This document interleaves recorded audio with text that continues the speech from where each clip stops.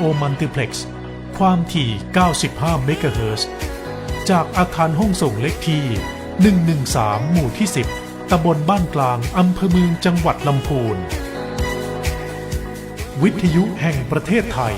ให้ความรู้คู่ความสุข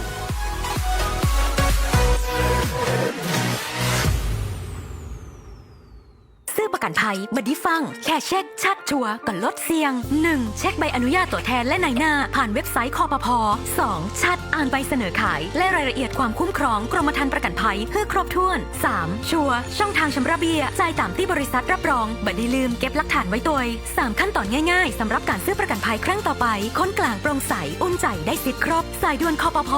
1186 Line Official @OIC Connect คปภ.คุ้มครองผู้ทำประกันภัยคุ้มครองคุณภัยพิบัติอาจเกิดขึ้นได้ทุกเมื่อคุณรู้หรือไม่ว่าควรประเมินสถานการณ์ภัยในระดับต่างๆอย่างไร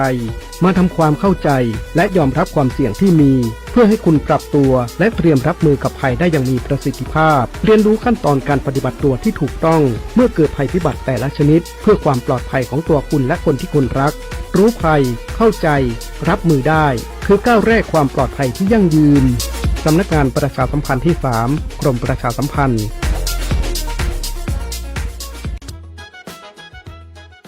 เธอดูนี่สิเพจเนี้ยโพสต์ขายรถมอเตอร์ไซค์รุ่นใหม่แกรนด์มากบอกมีเล่มทะเบียนครบรถไม่ผิดกฎหมายราคาสบายกระเป๋าเดี๋ยวลองแชทไปถามดูก่อนนะอยากได้อ่ะดูดีๆนะมิจฉาชีพหรือเปล่าทำไมขายถูกอะไรขนาดนั้นเขาบอกอยู่แถวนี้เลยนะเดี๋ยวลองโทรไปถามก่อนเนี่ยเพจปลอมแน่นอนปิดคอมเมนต์ปิดยอดผู้ติดตามชื่อเพจก็สะกดไม่ถูกนี่ไงลองโทรไปแล้วเขารับสายแล้วนี่ไงสวัสดีค่ะครับผมสนใจรถค่ะตอนนี้มีคนสนใจเยอะเลยถ้าพี่สนใจเดี๋ยวผมให้เด็กเอารถไปให้ดูแต่พี่ต้องโอนมัดจำมาก่อนนะครับเธอหยุดตั้งสติวางสายเลยอย่าลงเชื่อฟังเสียงพูดก็ไม่ชัดแล้วนี่ถ้าโอนเงินมัดจำไปเดี๋ยวก็ติดต่อไม่ได้หายทั้งเงินมัดจำหายทั้งรถแน่นอนนั่นสิจริงด้วยพอรู้ว่าเรารู้เท่าทันกลโกงปุ๊บนะโทรไม่ติดไม่รับสายบล็อกแชทหายไปเลยจ้าเกือบไปแล้วไหมล่ะเนี่ยท่านผู้ฟังครับเจอแบบนี้อย่าไปหลงเชื่อนะครับการโพสต์ขายสินค้าในสื่อออนไลน์ระบุราคาสินค้าไม่แพงแต่คุณภาพดีเป็นกลโกงของมิจฉาชีพที่หลอกให้เราสนใจอยากได้เร่งรัดให้โอนมัดจำเมื่อไหร่ที่เราหลงเชื่อโอนมัดจำไปแล้วเราจะติดต่อเขาไม่ได้ทันทีป้องกันตนเองด้วยการตรวจสอบข้อมูลทุกครั้งใช้ความระมัดระวังในทุกการติดต่อออนไลน์ไม่ได้เป็นหมอแต่เป็นห่วงนะคะด้วยความห่วงใยจากสำนักงานประชาสัมพันธ์ที่3กรมประชาสัมพันธ์ถ้าหากคุณอยากให้ธุรกิจเป็นที่รู้จักมากยิ่งขึ้นเข้าถึงลูกค้าตรงกลุ่มทันสมัยและน่าเชื่อถือสถานีวิทยุกระจายเสียงแห่งประเทศไทยจังหวัดลำพูน FM 95 เมกะเฮิรตซ์ไม่ว่าจะเป็นสินค้าหรือบริการให้เสียงของเราขับเคลื่อนธุรกิจของคุณโทรมาหาเราสิครับ053-525-565หรือ053-525-566สวท.ลำพูนคลื่นวิทยุที่คุณวางใจ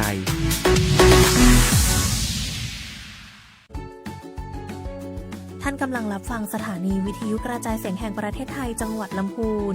จากนี้ไปทางสถานีเชิญท่านติดตามรับฟังรายการ95สารพันค่ะท่านกำลังรับฟังสถานี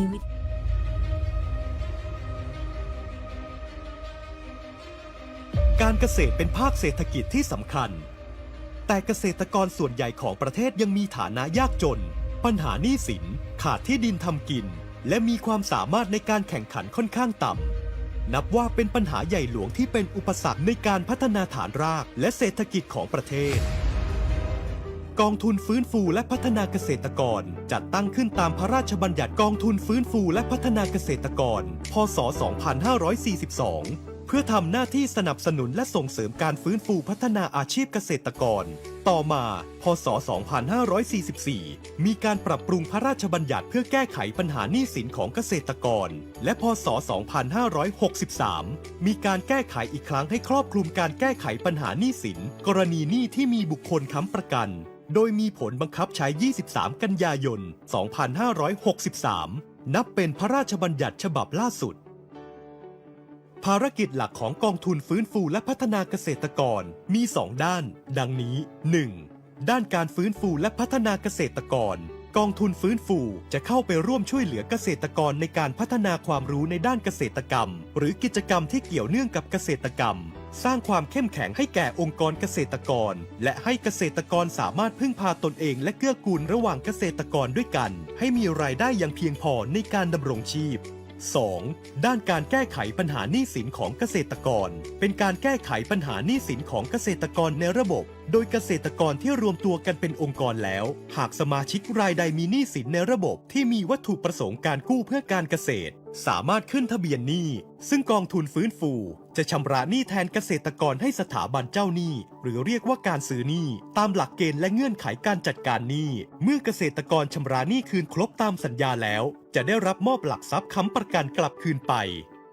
การบริหารงานของกองทุนฟื้นฟูและพัฒนาเกษตรกรและสำนักงานกองทุนฟื้นฟูอยู่ภายใต้การบริหารงานของคณะกรรมการจำนวน 3 คณะ 1. คณะกรรมการกองทุนฟื้นฟูและพัฒนาเกษตรกร 2. คณะกรรมการบริหารกองทุนฟื้นฟูและพัฒนาเกษตรกร 3. คณะกรรมการจัดการหนี้ของเกษตรกรสำนักงานกองทุนฟื้นฟูและพัฒนาเกษตรกรมีสำนักงานใหญ่สำนักงานกิจการสาขาภูมิภาค 4 ภูมิภาคและสำนักงานสาขาจังหวัด 77 จังหวัดเพื่อให้บริการองค์กรเกษตรกรและเกษตรกรสมาชิกในพื้นที่จังหวัดต่างๆทั่วประเทศการดำเนินงานที่ผ่านมาของกองทุนฟื้นฟูและพัฒนาเกษตรกรได้ปฏิบัติงานเต็มความสามารถเพื่อให้บริการเกษตรกรสมาชิกจำนวน 5,725,322 คน 56,149 องค์กรทั่วประเทศได้แก่การอนุมัติแผนและโครงการโดยสนับสนุนงบประมาณให้องค์กรเกษตรกรจัดทำแผนพัฒนาองค์ความรู้เพื่อต่อยอดการเรียนรู้ให้เกิดความเข้มแข็งและเสริมสร้างทัศนคติให้เกษตรกรเกิดความรู้ความเข้าใจในแนวทางการสร้างรายได้รวมถึงสร้างภาคีความร่วมมือเพื่อพัฒนาการเรียนรู้ด้านการผลิตและการสร้างอาชีพให้แก่เกษตรกรที่เป็นสมาชิกขององค์กรเกษตรกรในด้านการจัดการหนี้ของเกษตรกรกองทุนฟื้นฟูแก้ไขปัญหาหนี้สินให้เกษตรกรสมาชิกโดยการชำระหนี้แทนเกษตรกรกับสถาบันการเงินต่างๆและซื้อทรัพย์ NPA ทำให้สามารถรักษาที่ดินทำกินให้เกษตรกรสมาชิกได้เป็นจำนวนมากแนวนโยบายคณะกรรมการบริหารกองทุนฟื้นฟูและพัฒนาเกษตรกรคณะกรรมการบริหารวางเป้าหมายในการบริหารงาน 2 ด้านคือการฟื้นฟูและพัฒนาอาชีพของเกษตรกรเพื่อทำให้เกษตรกรมีรายได้เพียงพอในการดำรงชีวิตและการแก้ปัญหาหนี้สินให้เกษตรกรสมาชิกรวมถึงการรักษาที่ดินทำกินไว้ได้อย่างยั่งยืนโดยให้ความสำคัญในการแก้ปัญหาทั้ง2ด้านเท่าๆกันถือนโยบายเร่งด่วนที่สำนักงานกองทุนฟื้นฟูจะเร่งรัดดำเนินการให้เห็นผลโดยเร็วคณะกรรมการจัดการหนี้ของเกษตรกรชุดปัจจุบันมุ่งมั่นที่จะแก้ไขปัญหาหนี้สินของสมาชิกที่เดือดร้อนและไร้ทางออกโดยเฉพาะผู้ที่กำลังจะสูญเสียที่ดินทำกินเพราะถูกยึดทรัพย์ซึ่งจะต้องอาศัยกฎระเบียบใหม่ๆเข้าไปแก้ไขปัญหาจึงเร่งดำเนินการปรับปรุงแก้ไขเพิ่มเติมกฎระเบียบขั้นตอนและแนวทางปฏิบัติต่างๆที่เป็นอุปสรรคต่อการแก้ไขปัญหาหนี้สินของเกษตรกรเพื่อที่กองทุนฟื้นฟูจะสามารถแก้ไขปัญหาหนี้สินของเกษตรกรได้อย่างถูกต้องเป็นธรรมและรวดเร็วสามารถรักษาที่ดินทำกินไว้ให้กับพี่น้องเกษตรกรสมาชิกได้ก้าวย่างต่อไปของกองทุนฟื้นฟูและพัฒนาเกษตรกรคือการมุ่งมั่นพัฒนากองทุนฟื้นฟูให้เติบโตและเข้มแข็งเป็นสถาบันหลักในการส่งเสริมสนับสนุนการรวมกลุ่มของเกษตรกรในการพัฒนาคุณภาพชีวิตการพัฒนาความรู้ในด้านเกษตรกรรมเพื่อสร้างความเข้มแข็งให้กับองค์กรเกษตรกรและการแก้ไขปัญหาหนี้สินของเกษตรกรในระบบอันเนื่องมาจากการประกอบอาชีพเกษตรกรรมโดยมีเกษตรกรเป็นศูนย์กลางของการพัฒนาองค์กรเกษตรกรให้เข้มแข็งรวมกันเป็นเครือข่ายจัดการหนี้ของเกษตรกรในระดับองค์กรโดยการบริหารจัดการสำนักงานตามหลักธรรมาภิบาลอย่างยั่งยืนต่อไป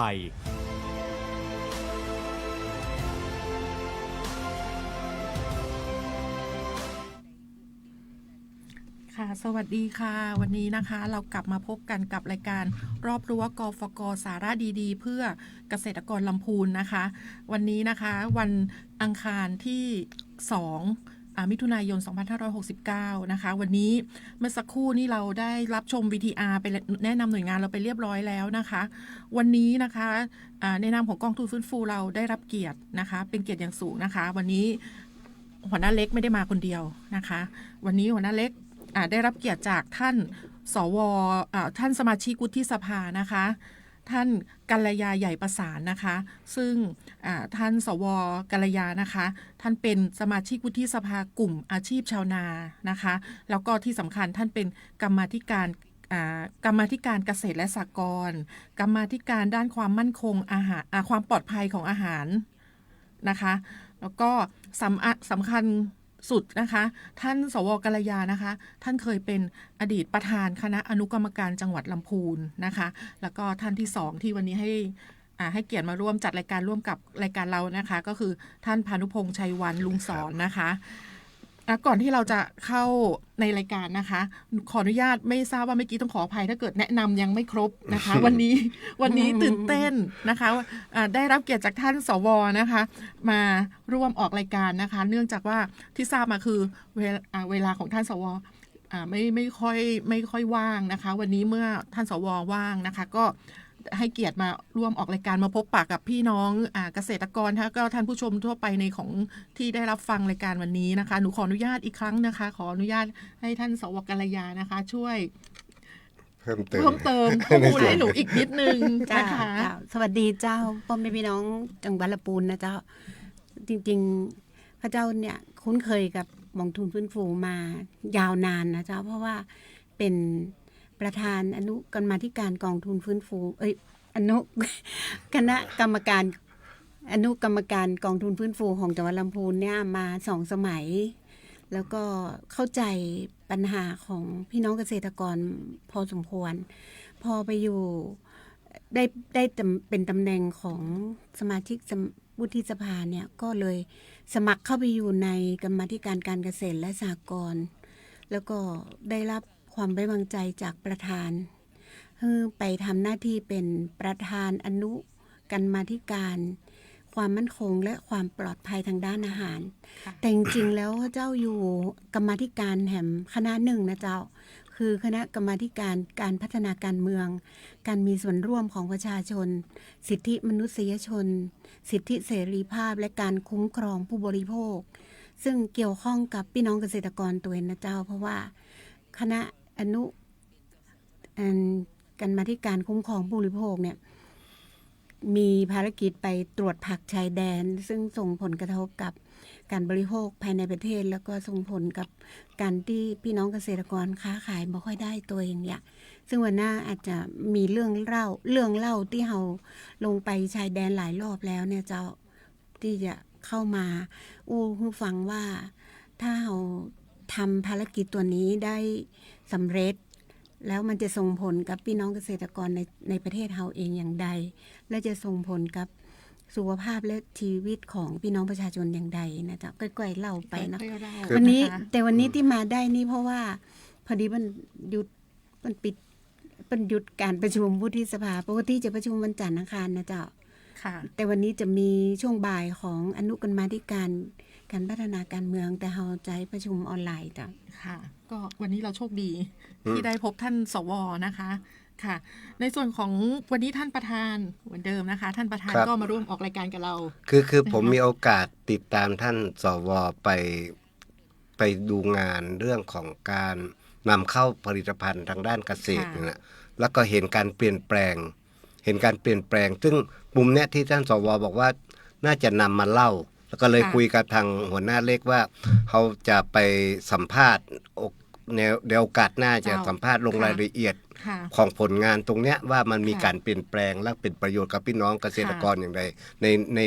นามของกรรมาธิการคุ้มครองผู้บริโภคที่ท่านสวเป็นอยู่คณะหนึ่งนะครับก็วันนี้เราน่าจะมาประเด็นของกองทุนฟื้นฟูกับเรื่องของบทบาทหน้าที่ของท่านสวในกรรมาธิการเกษตรค่ะก็วันนี้ก็อยากจะให้ท่านสวช่วยเล่าในเรื่องของบทบาทเพราะว่าพ เพราะว่าท่านสวน่าจะเข้าใจปัญหาของพี่น้องเกษตรกรโดยแท้จริงด้วยนะคะแล้วก็ประเด็นสำคัญก็คือท่านเคยเป็นอดีตประธานอนุกรรมการกองทุนฟื้นฟูจังหวัดลำพูนแล้วด้วยนะคะเพราะฉะนั้นวันนี้ถือว่าเป็นโชคดีของพี่น้องชาวลำพูนเรานะคะที่ได้ท่านได้โอกาสมาที่มาร่วมรายการเราวันนี้นะคะค่ะเจ้าพูดถึงว่า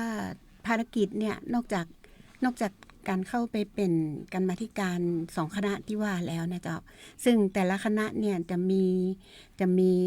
จุดมุ่งหมายของคณะเนี่ยแตกต่างกันอย่างกรรมาธิการการเกษตรและสหกรณ์นี้จะได้รับภารกิจในเรื่องปัญหาของพี่น้องเกษตรกรแล้วก็เปิ้ลมีการตั้งอนุกรรมาธิการที่พิจารณาหนี้สินด้วยนะเจ้าแล้วตอนนี้ก็เข้ามาสู่เรื่องของการยกระดับว่าจะทำอย่างไรให้การเกษตรเนี่ยของไทยเฮาเนี่ยนอกจากลดหนี้สินได้เนี่ยก็สามารถจะเพิ่มมูลค่าของวัตถุดิบแล้วก็ทำอย่างไรจะให้เกิดผลที่ทำให้เกษตรกรผู้ผลิตเราเนี่ยได้รับการยกระดับศักยภาพเรื่องของประสิทธิภาพในการผลิตแล้วก็สามารถที่จะกลับมาในการที่ได้มูลค่าเพิ่มของสินค้าได้ตลาดที่กว้างขึ้นแล้วเนี่ยวิถีชีวิตของเกษตรกรก็ได้รับการพัฒนาไปตัวเองนะจ๊ะแต่ก็จะฟังว่าในการประชุมของวุฒิสภาน่ะนอกจากภารกิจในการพิจารณากฎหมายซึ่งมีกฎหมายหลายตัวมากที่ค่อนข้างจะเกิดตั้งมันเมินแล้วจะมาสอดคล้องอย่างพรบอาหารของไทยเนี่ยทำมาตั้งแต่ปี22ซึ่งตอนนั้นเนี่ยยังไม่มีการค้าขายออนไลน์หรือการทำ FTA อย่างต่างๆเนี่ยก็จะทำให้เราเสียเปรียบเยอะในช่วงหลังๆมาเนี่ยเพราะว่าเราเนี่ยบัตรตานเปิ้ลเนาะแล้วก็เราก็ต้องมาพิจารณาการแก้กฎหมายให้มันสอดรับกับสถานการณ์ปัจจุบันและเป็นประโยชน์กับพี่น้องประชาชนคนไทยและนอกจากนั้นเนี่ยก็ยังมีเรื่องการที่เราได้รับเรื่องร้องเรียนหรืออย่างต่างๆเนี่ยเราสามารถที่จะมาตั้งกระทู้ถามการทำงานของนายกของรัฐมนตรีของหน่วยงานเนี่ยเพื่อจะเอาปัญหาที่เราไปประสบมาเนี่ยมาถามเปิ้ลว่าเปิ้ลจะมีวิธีการแก้ไขอย่างไรในเชิงนโยบายแล้วก็อันนึงนี่ก็อาจจะหารือนะจ๊ะมีเวลาที่จะเปิดเนื้อหารือได้อันนี้ก็จะสามารถที่จะนำเสนอข้อร้องเรียนหรือว่าปัญหาที่ไปประสบซึ่งก็จะมีมันไม่ใช่ว่าลอยไปกับสายลมนะเวลาเราทำเรื่องเสนอแต่ละครั้งเนี่ยจะมีการอัดคลิปแล้วก็ทำเรื่องโดยทางเลขาสภาส่งไปให้หน่วยงานหรือรัฐมนตรีแล้วเนื่องจากว่ามันมีพระราชบัญญัติอำนาจเรียกเนี่ยตีทุกกระทรวงทุกหน่วยงานเนี่ยจะต้องเอาข้อมูลข้อเท็จจริงมารายงานก็จะเป็นประโยชน์กับพี่น้องประชาชนเพราะว่าสมาชิกวุฒิสภาเดี๋ยวนี้ขยันโครงการสวพบประชาชนลงพื้นที่ก็มีด้วยแล้วก็ถ้ายิ่งไปเจอปัญหาความเดือดร้อนอย่างบางทีเจอน้ำแล้งแล้วก็ไปสร้างสิ่งปลูกสร้างที่ว่าจะไปแก้ปัญหาแล้วก็ใช้ไม่ได้อะไรอย่างนี้นะเสียงบประมาณไปเยอะเขาก็สามารถจะถามหน่วยงานนั้นๆว่าจะสามารถแก้ไขได้หรือไม่แล้วก็จะทำยังไงให้พี่น้องประชาชนได้ประโยชน์เนี่ยอันนี้นี่ผลโดยตรงเลยจ้ะมีประเด็นหนึ่งที่อยากจะถามท่านสวก็คือได้ข่าวว่ากรรมาธิการเรื่องของการมีส่วนร่วมทางการเมืองและคุ้มครองผู้บริโภคเนี่ยได้เชิญบุคลากรหน่วยงานต่างนอกเนี่ยที่เปิ้ลมีองค์ความรู้เนี่ยอย่างเช่นคุณสาลีหรือว่ากลุ่มของไทยแพนเข้ามาเนี่ยกลุ่มวันนี้ได้สร้างคุณูปการอย่างคือกับคณะกรรมาการอย่างใดพ้องครับได้เยอะเลยจ้าเพราะว่าอันจริงๆแล้วอนุกรรมาธิการเนี่ยมีข้อระเบียบว่าต้องเอาสวเข้ามาเป็นกรรมการเนี่ยอย่างน้อย4คนนอกจากนั้นเราสามารถจะเชิญผู้มีประสบการณ์มีองค์ความรู้ซึ่งอันเนี้ยประเทศไทยเราเนี่ยมันมีจุดอ่อนอยู่อย่างหนึ่งก็คือว่าบอกว่าจะเป็นระบบราชการหรือว่าองค์กรต่างๆเนี่ยเปิ้ลจะทำงานแบบลำพังอ่ะบ่ค่อยได้มาร่วมแลกเปลี่ยนเรียนรู้กันแต่พอเรามีคณะอนุกรรมาธิการเนี่ยเราดึงเปิ้ลมาเนี่ยเราสามารถจะจูนปรับเอาประสบการณ์การทำงานหรือบทเรียนของแต่ละองค์กรที่เราเชิญเปิ้ลมาเนี่ยบางครั้งเปิ้ลติดขัดอย่างเงี้ยเจ้าหรือว่าบางครั้งเนี่ย เปิ้นทำอย่างสำเร็จเนี่ยนะเจ้าแต่เราจะมาขยายผลเนี่ยเราสามารถจะมาแลกเปลี่ยนแล้วก็เชิญหน่วยงานมารับฟังได้เชิญหน่วยงานที่เปิ้นก็อาจจะทำคล้ายๆกันแต่ว่าเปิ้นอาจจะมีข้อจำกัดอย่างบางอย่างเนี่ยอย่างในคณะอนุความมั่นคงและความปลอดภัยทางด้านอาหารเนี่ยเจ้าเจิญทั้งมูลนิธิเกษตรกรรมยั่งยืนมูลนิธิชีววิถีแล้วก็องค์กรที่เปิ้นทำอย่างองค์กรที่เปิ้นดูเรื่องการเปลี่ยนแปลงของสิ่งแวดล้อมที่มีผลกระทบต่อความมั่นคงด้านอาหารหรือว่าคนที่เปิ้นผลักดันเชิงนโยบายอย่างสมัชชาสุขภาพองค์กรที่เปิ้นผลักดันหรือว่าอาจารย์ที่เปิ้นเคยสอนอย่างมสทนะเพื่อนเจ้าคนนึงเปิ้นทำเรื่องหลักสูตรตั้งแต่ปริญญาตรีโทเอกเนี่ยเป็นเรื่องแนวคิดในการทำเกษตรกรรมยั่งยืนการบำเพ็ญเขียวหวานอย่างเงี้ยเป็นต้นก็เปิ้นก็สอนเกษตรและสหกรณ์มาหูขี้รุ่นต่อขี้รุ่นทีนี้เราลองเอามาเป็นคณะกรรมาธิการเอาหัวมาจุกันเนี่ยมันก็ได้ประโยชน์ในเรื่องการที่เฮามาทำในเรื่องหากลุ่มในประเทศเฮาเนี่ยใครทำอย่างพ่องหน่วยงานติดคัดอย่างพ่องแล้วเฮาก็สามารถที่จะไปดูพื้นที่ที่สำเร็จด้วยบางพื้นที่เฮาก็สามารถที่จะเอามาทำเป็นรายงานเสนอต่อรัฐสภาแล้วก็เสนอต่อผู้บริหารประเทศว่าการค้นคว้าของเฮาในระยะหนึ่งเนี่ยแล้วเฮาได้มีองค์ประกอบของผู้รอบรู้หลายๆท่านเนี่ยทั้งหน่วยงานทั้งนักวิชาการอย่างตัวเองนะจะสามารถที่จะนำเสนอเพื่อเป็นประโยชน์ให้กับการบริหารบ้านเมืองได้โดยตรงเลยในด้านนั้นๆนอกจากของเจ้าแล้วก็ในคณะอนุกรรมาธิการคุ้มครองผู้บริโภคเนี้ยก็อย่างมูลนิธิชีววิถีเนี่ยเป็นตัวสารเคมีตลอดแล้วก็มีการเตือนผู้บริโภคแล้วก็พยายามที่จะทำให้รัฐบาลให้ความสนใจกับการทำเพื่ออาหารปลอดภัยอย่างเงี้ยพอเปิ้ลเข้ามาอยู่ตรงนี้เนี่ยเปิ้ลก็สามารถที่จะแลกเปลี่ยนกับหน่วยงานเช่นอย.หรือหน่วยงานที่ทำหน้าที่สคบ.ว่าถ้าทางนู้นมีข้อจำกัดเนี่ยเราจะเสริมอะไรกันได้บ้างก็มีการเปลี่ยนแปลงเกิดขึ้นนักเลยจ้ะถือว่าเป็นประโยชน์กับพี่น้องประชาชนคนไทยเลยนะคะถ้าเราจากที่เราอยู่วงนอกของรัฐสภาที่เราไม่ได้เข้าไปคุกคีเราในฐานะประชาชนนะคะวันนี้ได้มาฟังจากท่านสวนี่คือสวมีความสำคัญมากสำหรับพี่น้องแล้วก็ยิ่งอย่างท่านสวกัลยานี่คือมาจากภาคเกษตรกรโดยตรงนะคะเพราะฉะนั้นก็จะเข้าใจปัญหาของพี่น้องเกษตรกรโดยตรงทีนี้สำนักงานกองทุนฟื้นฟูและพัฒนาเกษตรกรลำพูนเราขออนุญาตว่าถ้าเกิดพี่น้องเกษตรกรมีปัญหาสามารถมาแจ้งปัญหาไม่ใช่ร้องเลยกองทุนหมายถึงว่าอาจจะมาฝากปัญหาไว้ว่าขอฝากท่านสวในปัญหาเรื่องอะไร1 2 3 4มาฝากกับแจ้งผ่านสำนักงานก็ได้เรายินดีที่จะเป็นคนกลางในการเอานำปัญหานั้นไปรายงานกับท่านสวขั้นต้นให้นะคะก็ครับมียุคหนึ่งนะที่ท่านสวเป็นนายกสมาคมเกษตรกรรมยั่งยืนของจังหวัดลำพูนและเข้าร่วมขบวนการต่อสู้ต่อต้านสารเคมีอันตรายนะแล้วพอทำเรื่องนี้ปั๊บเนี่ยก็ไปเชิญคุณสาลีอ่องสมหวังใช่ไหมกับคุณวิรุณคุณอะไรนะวิทูลปัน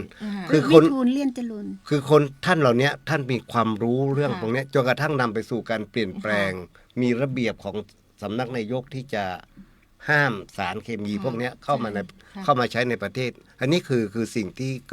กิดขึ้นต่อเป็นประโยชน์ต่อพี่น้องเกษตรกรเรารู้ว่าพี่น้องเกษตรกรเราเนี่ยเป็นโรคเป็นมะเร็งจากการใช้สารเคมีนี่เยอะมากคือเขาเรียกว่าพอใกล้ๆมันสะสมโดยที่เราไม่รู้ตัวกว่าเราจะมารู้ตัวมันอยู่เต็มร่างกายเราไปหมดแล้วนะคะก็ถ้าท่านผู้ฟังนะคะมีปัญหาสามารถไลน์มาไว้ที่สำนักงานอินบ็อกซ์หรือโทรมาแจ้งที่สำนักงานก็ได้นะคะปัญหาที่ท่านได้พบหรือว่าต้องการให้ทางท่านสวเข้าไปช่วยเหลือไม่ว่าเรื่องอะไรนะคะเราก็จะเป็นคนกลางในการนำปัญหารวบรวมปัญหานำเสนอท่านสวนะคะคิดว่าคงไม่ใช่อาทิตย์นี้อาทิตย์เดียวละคิดว่าอยากจะเชิญท่านมาถ้ามีโอกาสเรื่อยๆนะคะทีนี้ในฐานะของที่เราอยู่ของกองทุนฟื้นฟูเนี่ยนะคะท่านสวปัญหาหลักของพี่น้องเกษตรกรวันนี้หนี้สินด้วยเพราะมันเป็นปัญหารายบุคคล ทีนี้ทางของสมาชิกวุฒิสภาได้มีนโยบายในการช่วยเหลือพี่น้องตรงนี้ด้วยไหมคะ เขาทำรายงานเป็นรวมเล่มเลยค่ะเรื่องปัญหาของเกษตรกรที่พูดถึงว่ามาจากการผลอะไรบ้างเนาะมีต้นเหตุมาจากแนวทางที่ควรจะแก้ไขหรือว่าอาจจะฟื้นฟูยังไงเนี่ยเขาก็มีค่ะเพิ่งทำเสร็จไปเนี่ยค่ะของกมท.เกษตรนะคะแต่ว่าเขารู้สึกจะไปศึกษาทางภาคใต้มาแต่ปัญหาของเกษตรกรเนี่ยคล้ายๆกันเลยก็คือมันบางทีเนี่ยมันมาจากว่าการส่งเสริมไม่ต่อเนื่องของภาครัฐก็มีด้วยหรือว่าอย่างไปส่งเสริมแล้วก็ไม่ได้ดูเรื่องของการตลาดเนาะว่าต้นทุนมันสูงแล้วก็การตลาดได้สู้ไม่ได้เพราะอะไรอย่างเงี้ยคือมันประเทศเรามันแต่ละกระทรวงก็ทำงานของตัวเองไปไม่ค่อยได้มาแลกเปลี่ยนเนาะแล้วปัญหามันสะสมมันเป็นปัญหาที่สะสมกันมานานค่ะก็เราก็หวังว่าเราจะค่อยๆช่วยกันแก้ปัญหาให้พี่น้องเกษตรกรนะคะเหนือสิ่งอื่นใดท่านต้องช่วยตัวเองด้วยนะคะเราก็ต้องพยายามศึกษาเทคโนโลยีใหม่ๆว่าวันนี้มันมีช่องทางไหนสำหรับตัวเราเด็กๆที่เรียนจบแล้วกลับมาบ้านเกิดก็ได้นะคะมันก็จะมีช่วงเรื่องของสำนึกรักบ้านเกิดนะคะสิ่งนี้สำคัญเพราะว่าชาวบ้านเราพี่น้องเกษตรกรที่สูงวัยเนี่ยมีความรู้ความชำนาญเฉพาะตัวละแต่เทคโนโลยีหรือการเข้าถึงสถาบันต่างๆหรือหน่วยงานต่างๆที่จะมาสนับสนุนวันนี้เราต้องอาศัยเด็กรุ่นใหม่เราต้องอาศัยช่องทางการสื่อสารที่รวดเร็วทันสมัยซึ่งเด็กๆหรือวัยรุ่นหรือวัยหนุ่มสาวที่กลับมาอยู่ที่บ้านก็อาจจะต้องมาช่วยพ่อแม่พี่น้องเรานะคะใช่คือตอนนี้ในสมาชิกวุฒิสภาเราเนี่ยพูดถึงการพัฒนาคือจริงๆอย่างกองทุนฟื้นฟูเนี่ยทำได้ระดับหนึ่งแล้วก็คือเรื่องของการรวมกลุ่มถ้าเกษตรกรไม่มีการรวมกลุ่มเนี่ยอยู่หัวเดียวกระเทียมรีบเนี่ยเราไม่สามารถที่จะพัฒนาตัวเองได้แบบมีพลังทีนี้เด็กเนี่ยจะเข้ามาเนี่ยเขาจะมาทำงานตุกๆยากๆอย่างพ่อแม่เนี่ยใช้แรงงานหนักเนี่ยมันไม่สมควรละเพราะว่ายุคนี้มันเป็นยุคเทคโนโลยีหรือใช้เครื่องจักรแล้วก็เด็กเนี่ยจะมีแนวคิดแบบนี้ว่าทำไมเขาต้องไปเอาขอบกไปบกดินอยู่ทำไมเขาไม่ใช้รถแท็กเตอร์หรือรถไถอย่างเงี้ยเนาะหรือว่าใช้เครื่องผ่อนแรงเนี่ยเขาเจ้าเคยไปดูงานที่อีสานการเลี้ยงวัวนมแล้วมันไม่ได้ขึ้นเหมือนพ่อแม่ขณะที่พ่อแม่เนี่ยพยายามจะรักษาอาชีพนี้ไว้แล้วก็เลี้ยงแต่ใดกับปุตตื่นเลี้ยงแต่ใดกับปุตตื่นเนี่ยแล้วอ่อนมันไปหาข้อมูลเลยญี่ปุ่นทำไงนิวซีแลนด์ทำยังไงอเมริกาทำยังไงแล้วก็จะลดคอสอย่างไรไม่ใช่ว่าทำเทคโนโลยีแล้วก็มันจะแปลงอย่างเดียวนะมันหาจนได้พัดลมราคาถูกได้เครื่องอาบน้ำวัวราคาถูกเครื่องผสมนมหรือว่าสามารถจะไปเซตกลุ่มต่อรองอย่างไปซื้อโมลาดมาผสมอาหารข้นอะไรอย่างเงี้ยนะมันใช้หลายๆอย่างเชื่อว่าเจ้าไปดูงานกับประธานกรรมาธิการเกษตรมันบอกว่าผมก็เดินทางไปเยอะนะแต่ผมไม่เคยเห็นเลยฟาร์มวัวที่ไหนที่ไม่มีแมงวันสักตัวไม่มีกลิ่นสาบเลยคือเขาสามารถเป็นเน็ตซีโร่ก็คือว่าสามารถอาบน้ำวัวกวาดขี้วัวโดยที่ไม่ใช้แรงคนนะแล้วก็เอาไปรวมผลิตเป็นแก๊สที่มาใช้ในระบบแล้วก็สามารถที่จะเอาบำบัดเอาน้ำไปใช้แล้วก็เอาขี้วัวมากองขายแบบหยิบได้หยิบได้ทำไปเป็นปุ๋ยอย่างเงี้ยโดยก็ไม่มีกลิ่นสาบเลยในทุกขั้นตอนเนี่ยความสามารถของเด็กรุ่นใหม่แล้วขายได้ราคาเขาบอกว่าปกติมันรีดวัวตัวหนึ่งวันหนึ่งมันจะได้19กิโลแต่ผมจะทำถึง30แต่เดี๋ยวนี้เขาทำถึง25แล้วปีนี้เขาก็คิดถึงว่าถ้าไปส่งเจ้าเดียวเนี่ยเดี๋ยวนี้เขาส่งเจ้าใหญ่อยู่นะเขาก็อาจจะได้ราคาหนึ่งแต่เดี๋ยวนี้เอามาแปลรูปเราคิดต่อไปเยอะเลยเจ้าในพื้นที่น่ะได้ข่าวว่าในยุคหนึ่งที่ท่านสวเคยได้ครับรางวัลปราชญ์เกษตรในระดับประเทศเนี่ย72ปีของมหาวิทยาลัยเกษตรนะแล้วในยุคนั้นน่ะมีท่านส่งเสริมให้เยาวชนที่ลีเนี่ยกับเยาวชนที่กลับถิ่นเกิดเนี่ย แล้ววันนี้เยาวชนคนนั้นกลับมาเป็นสมาชิกกองทุนเรา กลุ่ม นะแล้วอยากจะให้ท่านเล่าตรงนี้หน่อย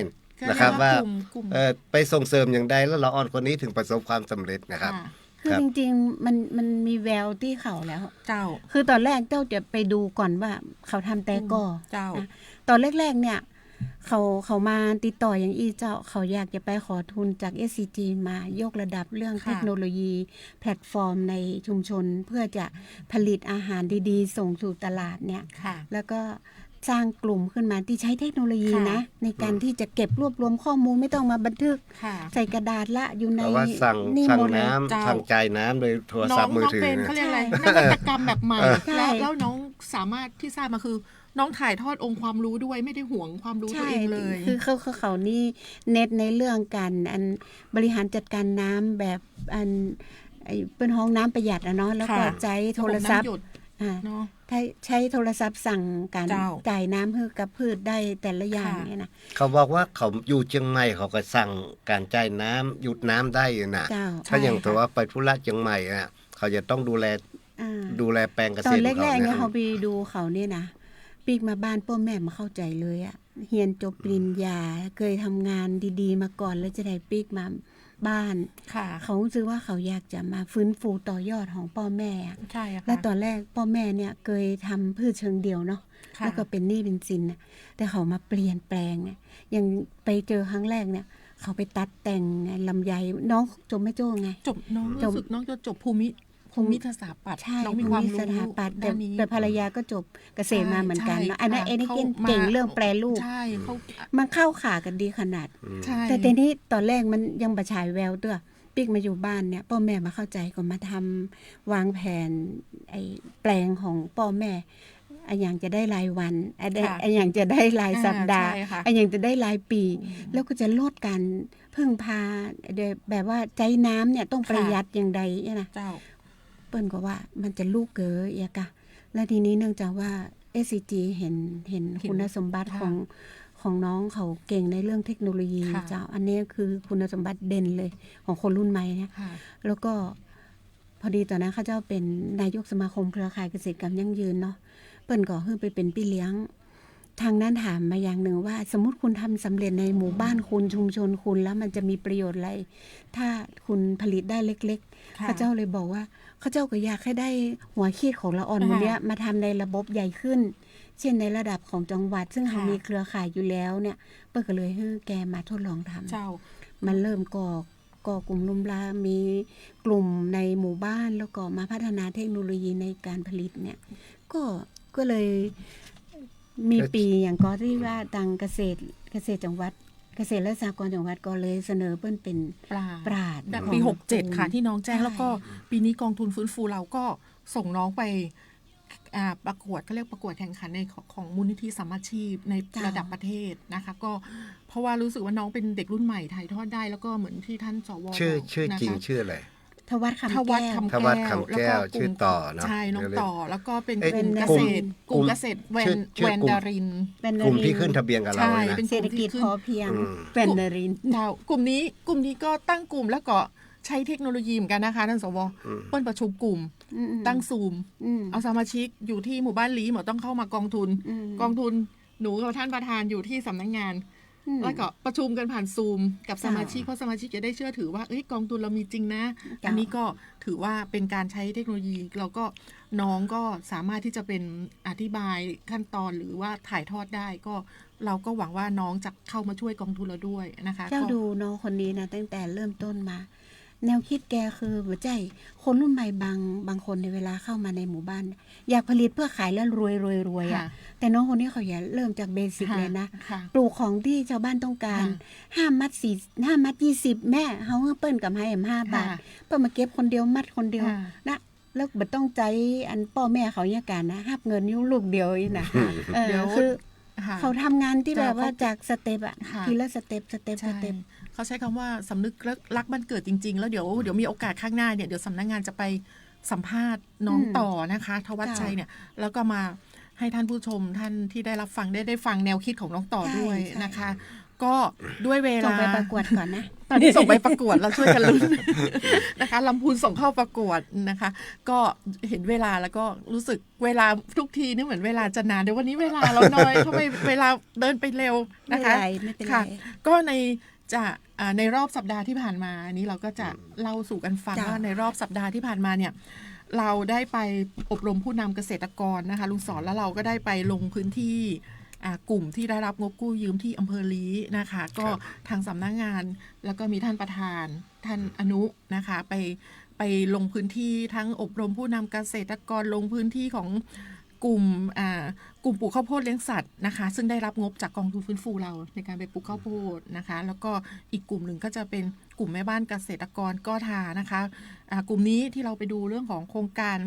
ปลาย่างลมควันที่บ้านก็ทานะคะกลุ่มนี้ก็ได้รับงบนะคะจากกองทุนฟื้นฟูเราก็ท่าเป็นต้านน้ำก็เจ้าทั้งสองกลุ่มนี้ก็เป็นกลุ่มที่ได้รับงบแล้วถือว่าก็ประสบความสำเร็จนะคะกลุ่มปลูกข้าวโพดอาจจะประสบปัญหาบ้างแต่เขาก็ยังมีวินัยในการชำระเงินคืนของทุนถือว่าเป็นองค์กรต้นแบบได้ในการมีวินัยในการชำระคืนนะคะก็อันนี้ก็จะเป็นในเรื่องของรอบสัปดาห์ที่ผ่านมานะคะด้วยเวลากระชั้นชิด เราอาจจะต้อง ให้นะคะก็อาจจะต้องจบช่วงแรกของสาระดีๆกับเพื่อเกษตรกรลำพูนนะคะแล้วก็เดี๋ยวในช่วงต่อไปเรากินเวลาของสารพัน95มานะคะเดี๋ยวเรามาต่อกันอีกช่วงหนึ่งนะคะกับช่วงสารพัน95นะคะในต้นรายการนี้รอบรั้วกฟก.ต้องขออนุญาตลาท่านผู้ชมแล้วก็ขอบพระคุณท่านสว.เป็นอย่างสูงนะคะเดี๋ยวโอกาสหน้าเราเชิญท่านมาใหม่นะคะขอบพระคุณค่ะขอบคุณครับ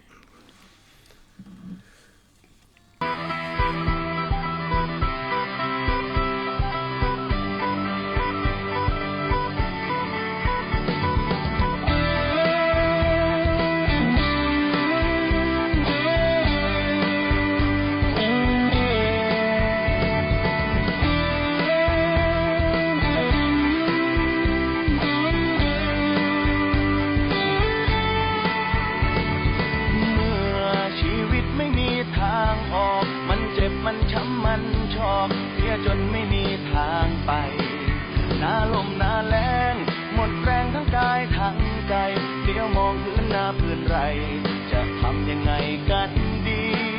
ดินคืนสุดท้ายก่อนตายายนั้นสั่งแผ่นดินนี้คือความหวังตอนยังมีลมหายใจ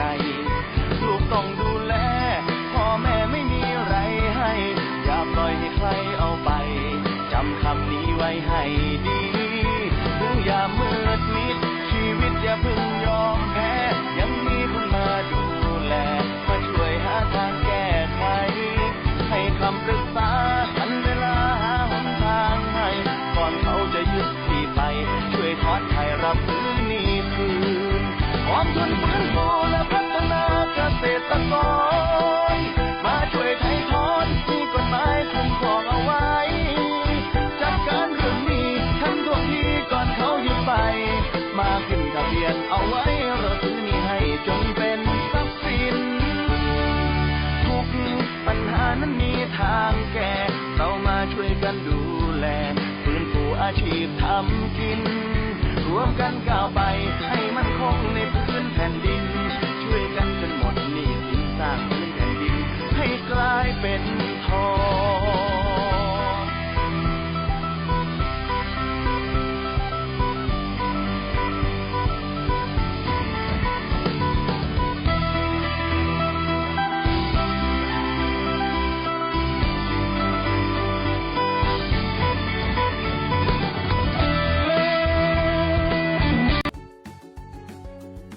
กำลังรับฟังสถานีวิทยุกระจายเสียงแห่งประเทศไทยจังหวัดลำพูนจากนี้ไปทางสถานีเชิญท่านติดตามรับฟังรายการ95สารพันค่ะค่ะกลับมาในช่วง95สารพันนะคะก็ในวันนี้นะคะในนามของสำนักงานกองทุนฟื้นฟูเรานะคะก็อยากจะมีข่าวประชาสัมพันธ์นะคะ ในเรื่องของด้วยของกระทรวงพาณิชย์และกระทรวงเกษตรนะคะเราได้จัดโครงการเพื่อช่วยเหลือพี่น้องเกษตรกรในการจำหน่ายมะม่วงราคาถูกนะคะเป็นมะม่วงมหาชนกมะม่วงเขียวมรกตแล้วก็มะม่วงแฟนซีต่างๆนะคะก็ในความสำคัญนะคะก็เนื่องจากว่าลำพูนเราเป็นเมืองมะม่วงนะคะเพราะฉะนั้นวันนี้มะม่วงนะคะเราได้จัดโปรโมชั่นพิเศษให้กับประชาชนทั่วไปนะคะสามารถสั่งซื้อนะคะผ่านไปยังกลุ่มเกษตรกรต่างๆนะคะหรือทางพาณิชย์จังหวัดนะคะมะม่วงสำคัญยังไงวันนี้พวกเราชาวลำพูนนะคะมะม่วงบ้านเมืองเราเนี่ยมะม่วงเราอร่อยแล้วก็มะม่วงเราสายพันธุ์ดีวันนี้นะคะเราช่วยกันนะคะใครมีญาติพี่น้องมีอยู่ที่ต่างจังหวัดท่านสนับสนุนในการซื้อมะม่วงนะคะไม่ว่าจะเป็นมะม่วงมหาชนกและเขียวมรกตนะคะจัดโปรโมชั่นอยู่ที่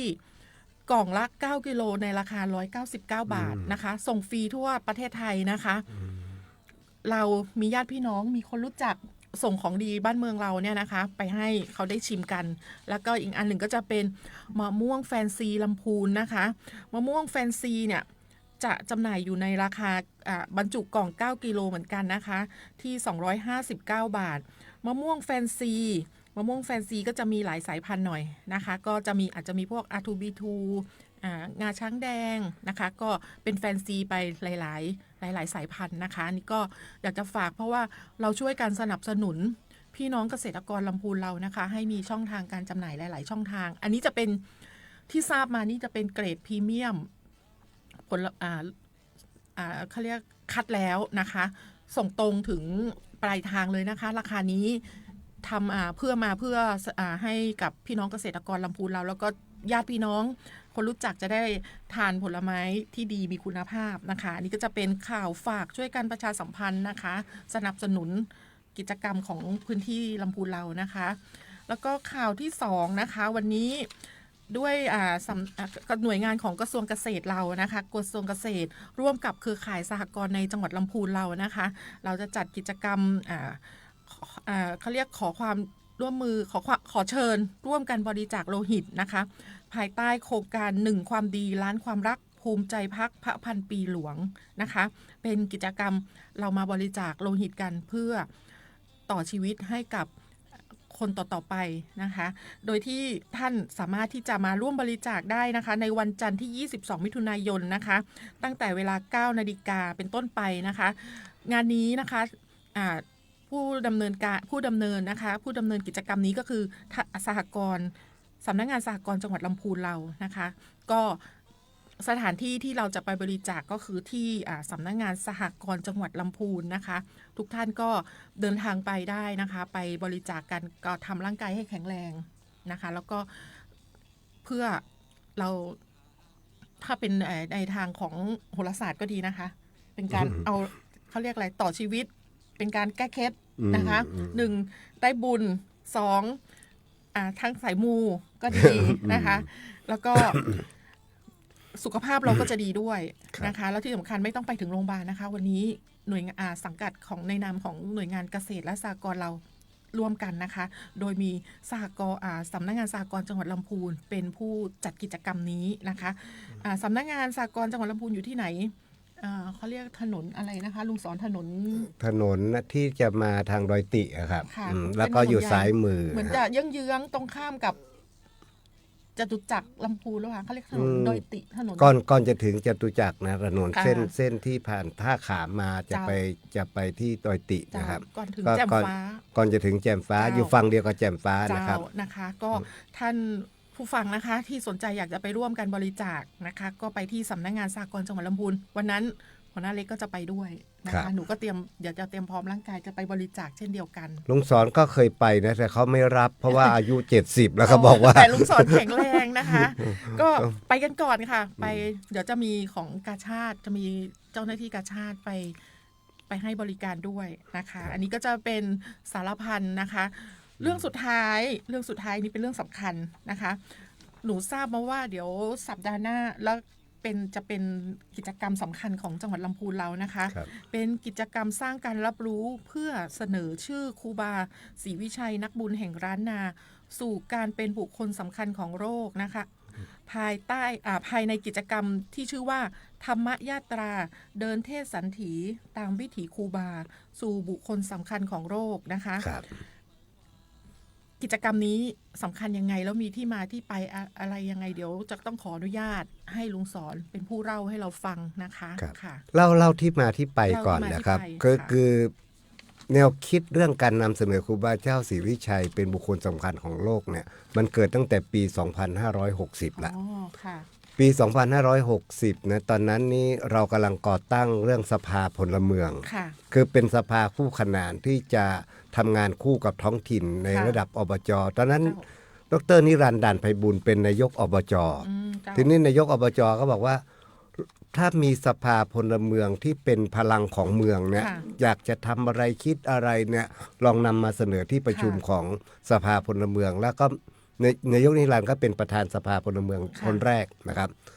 ก็มีการหารือกันจนกระทั่งได้ข้อสรุปว่าเราน่าจะน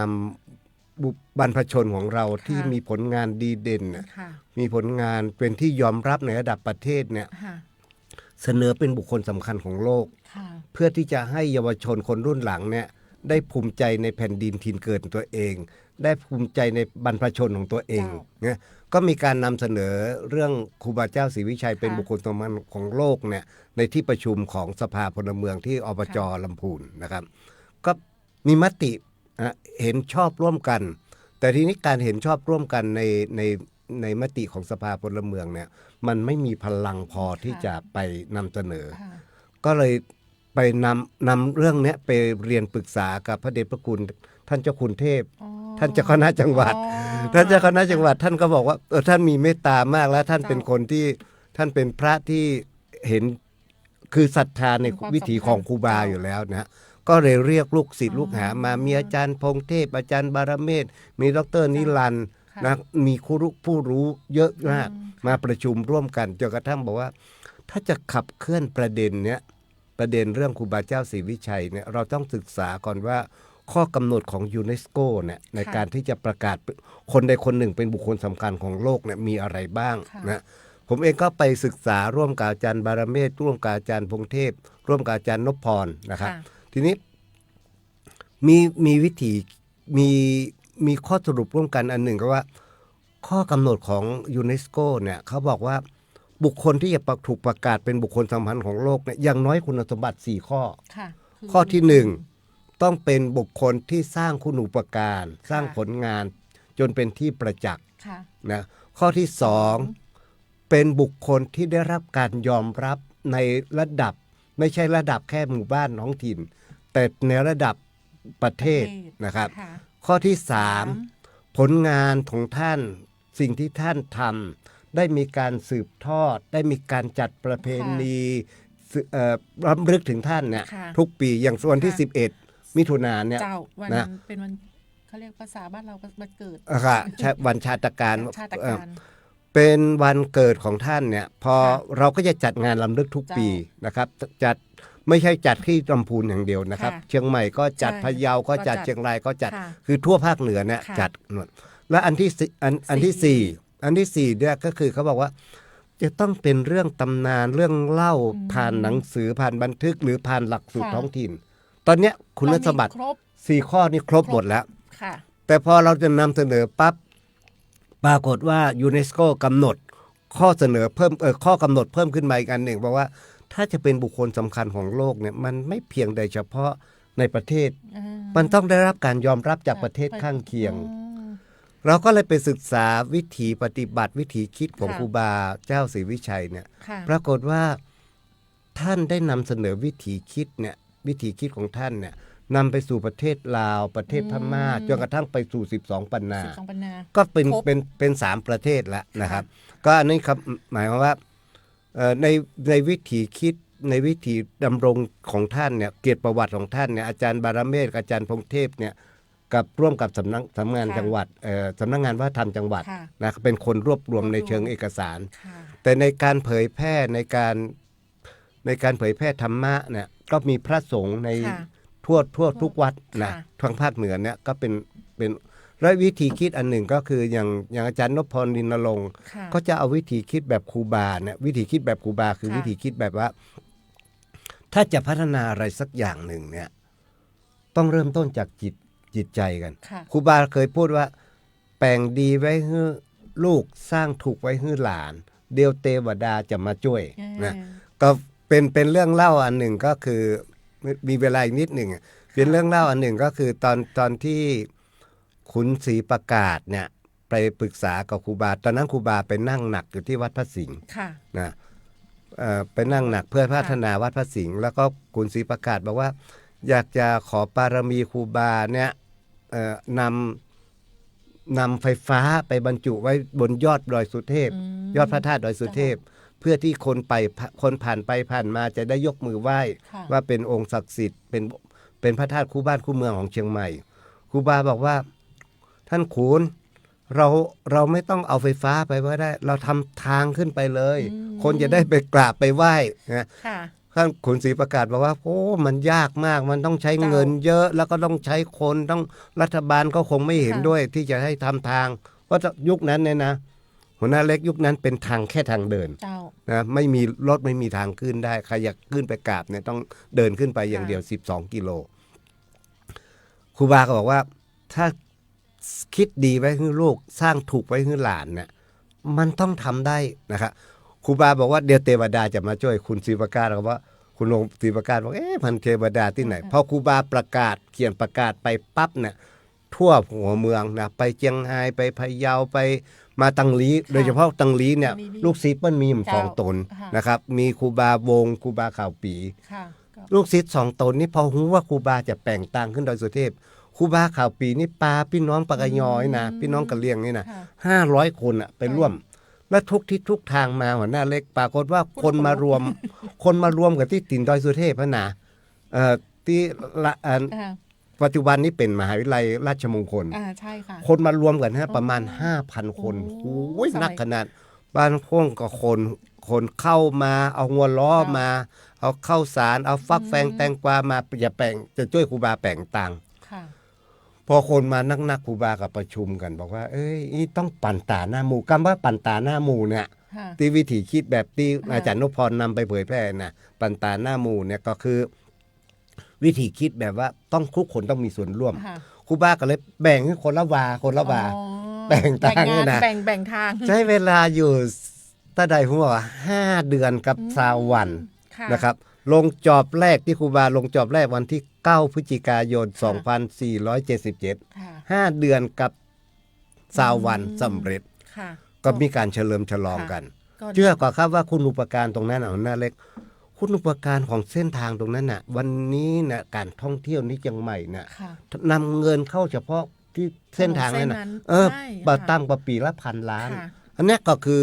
คุณอุปการที่ครูบาสร้างอันนี้เขาบันนับถึงวัดวาราต่างๆทั่วทั้งภาคเหนือรวมไปถึงสุโขทัยรวมไปถึงอย่างอุตรดิตถ์ตัวนะจังหวัดตากตัวเนี่ยก็เดี๋ยวยังไม่จบเท่านี้โอ้เวลาหมดนะครับเวลาหมดวันนี้เราใช้เวลาได้เต็มที่ได้นะคะได้คุ้มค่ามากเดี๋ยวเรื่องของครูบาเราต้องต่ออาทิตย์หน้าละเพราะว่าอาทิตย์หน้าเราจะเป็นสัปดาห์สำคัญแล้วนะคะเนาะแล้วก็ยังหนูแต่อาทิตย์นี้มันมีเดินเทศทีแล้วเริ่มตั้งแต่อาทิตย์นี้แล้วอะค่ะตั้งแต่วันที่1ไปจบวันที่11นะครับใครอยู่ตรงไหนจะร่วมขบวนจากลีนะครับมาถึงวัดพระธาตุนะร่วมวันไหนก็ได้นะครับค่ะก็วันนี้นะคะถือว่าทั้งสาระดีๆสารพันรอบรั้วทุกเรื่องทุกราวนะคะในห่วงเวลาครึ่งชั่วโมงแรกแล้วก็ครึ่งชั่วโมงหลังนะคะวันนี้ถือว่าครบเครื่องนะคะยังมีอีกหลายเรื่องที่เรายังคุยกันไม่หมดนะคะก็เดี๋ยวจะไปต่อกันในสัปดาห์หน้านะคะก็ท่านผู้ฟังที่ได้รับฟังในวันนี้นะคะในนามของสำนักงานกองทุนฟื้นฟูและพัฒนาเกษตรกรจังหวัดลำพูนนะคะก็ขอบพระคุณท่านผู้ฟังที่ร่วมรับฟังเราจนถึงเวลานี้นะคะทั้งนี้นะคะท่านสามารถติดต่อสำนักงานเราได้นะคะที่สารกลางจังหวัดลำพูนชั้น4นะคะตำบลศรีบัวบานวันนี้นะคะชั้นนางสาวศรีลักษณ์อุสเถินนะคะหัวหน้าสำนักงานแล้วก็ท่านประธานพานุพงษ์ชัยวันนะคะต้องขออนุญาตลาท่านผู้ฟังไปก่อนนะคะเดี๋ยวเรามาพบกันใหม่ในสัปดาห์หน้านะคะวันนี้ต้องขออนุญาตลาไปก่อนสวัสดีค่ะสวัสดีครับสวัสดีครับ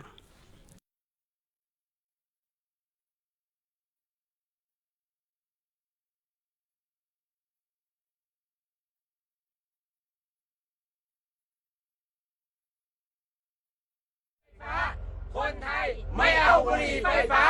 คนไทยไม่เอาบุหรี่ไฟฟ้า